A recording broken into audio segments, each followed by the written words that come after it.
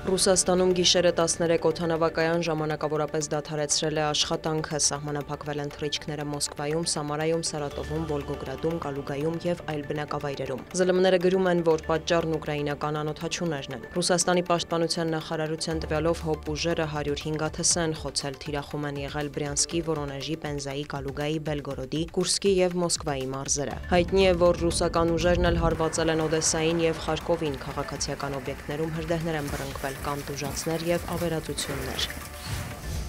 Միացյալ Նահանգների եւ Թուրքիայի նախագահները հեռախոսազրույց են ունեցել։ Դոնալդ Թրամփը Truth Social էջում գրել է, որ շփումն արդյունավետ է եղել։ Քննարկվել են ռուս-ուկրաինական պատերազմը, Սիրիայում, Գազայի հատվածում իրավիճակը եւ այլ հարցեր։ Պաշտոնավարման առաջին ժամկետի ընթացքում իմ հարաբերությունները նախագահ Էրդողանի հետ հիանալի են եղել։ Անհամբեր սպասում եմ նրա հետ գործակցությանը Ռուսաստանի եւ Ուկրաինայի միջև պատերազմին վերջ դնելու համար, հավելել է Սպիտակ տան ղեկավարը։ Դոնալդ Թրամփը տեղեկացրել է, որ Ռեջեփ Էրդողանն իրեն հրավիրել է Թուրքիա։ Հեռախոսազրույցի արդյունքների մասին հաղորդագրություն է տարածել նաև թուրքական կողմը։ Դրա համաձայն նախագահներն անդրադարձել են Վաշինգտոն-Անկարա հարաբերություններին, տարածաշրջանային եւ համաշխարհային հարցերի։ Էրդողանը հավատացրել է, որ Թուրքիան շարունակելու է քայլեր ձեռնարկել զարգացնելու Միացյալ Նահանգների հետ գործակցությունը բազմաթիվ, մասնավորապես պաշտպանական արդյունաբերության ոլորտում։ Նա աջակցություն է հայտնել պատերազմները դադարեցնելու Թրամփի քաղաքականությանը, ինչպես նաև Իրանի հետ բանակցային գործընթացի մեկնարկին։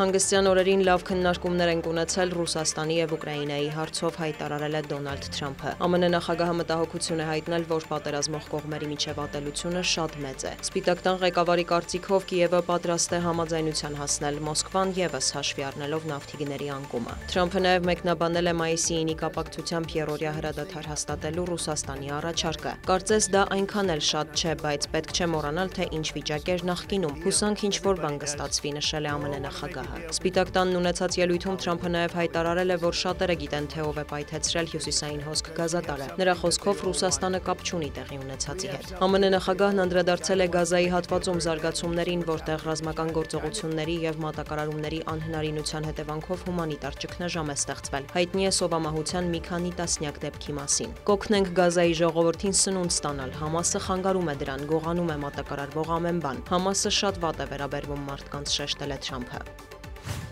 Միացյալ Նահանգների եւ Իսրայելի ռազմաօդային ուժերը հարվածներ են հասցրել Եմենի արևմուտքում գտնվող Հոդեյդա քաղաքին եւ նավահանգստին, հայտնում են տեղական լրատվամիջոցները։ Տեղեկություններ կան, որ քաղաքացիական բնակչության շրջանում կան զոհեր եւ վիրավորներ։ Ըստ իսրայելական կողմի թիրախում են եղել հութիների օբյեկտները։ Ցահալից նշել են, որ սա պատասխանն է Անսարալահ շարժման կողմից Բեն-Գուրիոն օդանավակայանի հրթիռակոծությանը։ Հութիներն էլ բողոքում են, որ ԱՄՆ ռազմաօդային ուժերը ապրիլի 26-ից ի վեր գրեթե ամեն օր հարվածներ են հասցնում Ռասիսա նավթային նավահանգստին, թույլ չտալով վերականգնման աշխատանքներ իրականացնել։ Հիշեցնենք, Վաշինգտոնը մեղադրում է հութիներին Կարմիր ծովում ամերիկյան, իսրայելական եւ այլ երկրների նավերը ինքնաթիռները հրթիռակոծելու եւ ամբողջ աշխարհի տնտեսությանը միլիարդավոր դոլարների վնաս հասցնելու համար։ Հութիներն էլ նախազգուշացնում են, կանգ չեն առնի, քանի դեռ Իսրայելը ռազմական գործողություններ է իրականացնում Գազայի հատվածում եւ սպանում պաղեստինցիներին։